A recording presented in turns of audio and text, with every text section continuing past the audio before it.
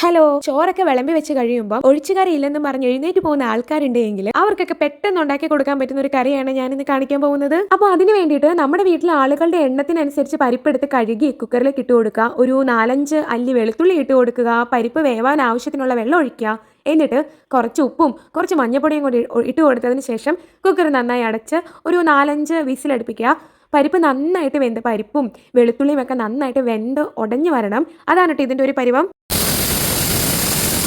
ഇനി എയർ എല്ലാം പോയി അടപ്പ് തുറന്ന് നോക്കുമ്പം പരിപ്പും വെളുത്തുള്ളിയും ഒക്കെ നന്നായിട്ട് വെന്തിട്ടുണ്ടായിരിക്കും. നല്ല ഉടഞ്ഞ പരുവത്തിലാവണം.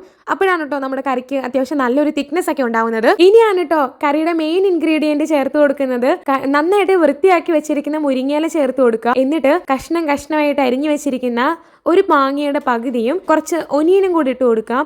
മാങ്ങ ഇല്ലാത്തവർക്ക് തക്കാളി ആണെങ്കിലും ചേർത്ത് കൊടുക്കാം. ചെറിയൊരു പുളിപ്പ് വരുന്നതാണ് കേട്ടോ ഈ കറിക്ക് കുറച്ചും കൂടെ നല്ലത്. എന്നിട്ട് നന്നായിട്ട് ഒന്ന് എല്ലാം കൂടെ മിക്സ് ചെയ്ത് കൊടുക്കുക. എന്നിട്ട് വെള്ളമൊക്കെ ഒഴിച്ച് നന്നായിട്ടൊന്ന് ലൂസാക്കി പിന്നെയും കുക്കർ അടച്ചു വെച്ച് ഒരു 2 വിസിലും കൂടെ അടുപ്പിച്ചെടുക്കുക. എയർ എല്ലാം പോയി കഴിഞ്ഞ് അടപ്പ് തുറന്ന് നോക്കുമ്പോൾ നല്ല മണമായിരിക്കും കേട്ടോ മൂക്കിലേക്ക് ഇങ്ങനെ അടിച്ചു കയറുന്നത്. നമ്മുടെ പരിപ്പും വെളുത്തുള്ളിയും മുരിങ്ങയിലയും എല്ലാം മാങ്ങയും ഒനിയനും എല്ലാം നല്ല അടിപൊളിയായിട്ട് വെന്ത് കുഴഞ്ഞ് നല്ല പരുവത്തിലായിരിക്കും. ഒരു കയ്യിൽ വെച്ച് എല്ലാം നന്നായിട്ട് ഉടച്ചുടച്ച് മിക്സ് ചെയ്ത് കൊടുക്കുക. എന്നിട്ട് ഉപ്പൊക്കെ കറക്റ്റ് ആണോ എന്ന് ചെക്ക് ചെയ്യുക. പുളിയുണ്ടോ എന്ന് നോക്കുക. അതിനുശേഷം നല്ല പച്ച വെളിച്ചെണ്ണ ഒഴിച്ചു കൊടുക്കണം.